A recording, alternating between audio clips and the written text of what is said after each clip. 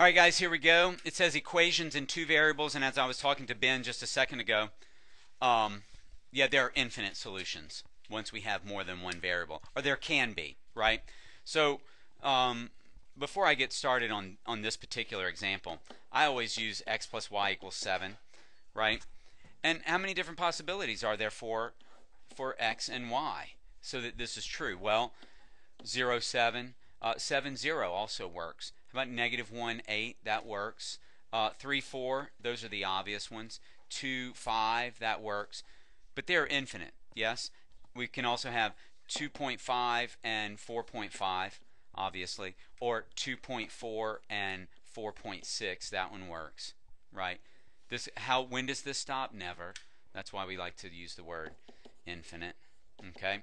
It goes on forever and ever. We can give infinite combinations that solve that equation. All right?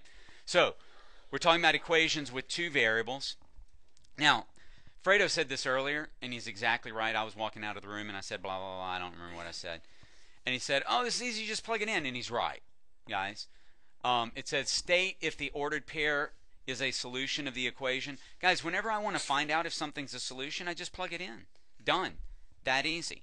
So I'm going to write this equation twice because I'm doing it for A and for B. So I'm going to do 3 parentheses minus 2 parentheses equals 6.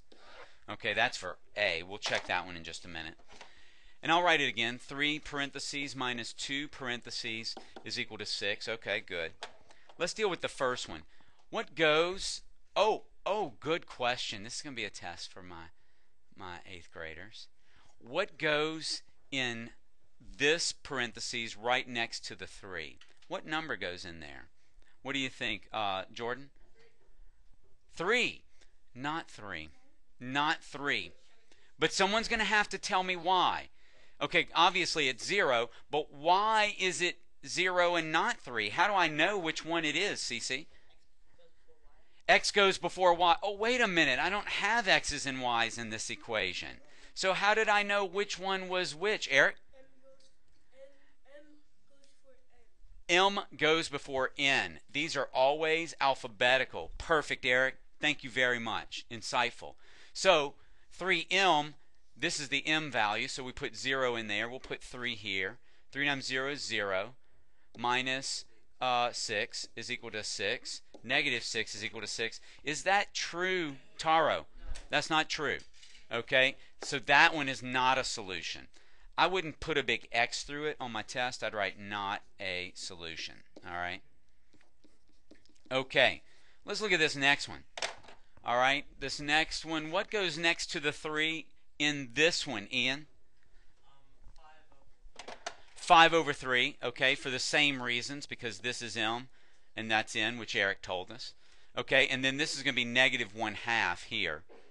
Okay, what do I get when I multiply 3 times 5/3, David? I'm going to get 5. Those cancel. I'm left with 5. What do I get when I multiply negative 2, because that's what this is, Jack, times negative 1/2? What do I get? Positive 1, because it's a negative times a negative, it turns positive. That equals 6, and 6 does equal 6. Ding, ding, ding, ding. We found a winner. Yes, comma. It is a solution. Nice job, guys. Easy enough. Right, Fredo? You were the one that called it. Easy enough. Just plug it in and see if it works. Good job. Let's look at the next example.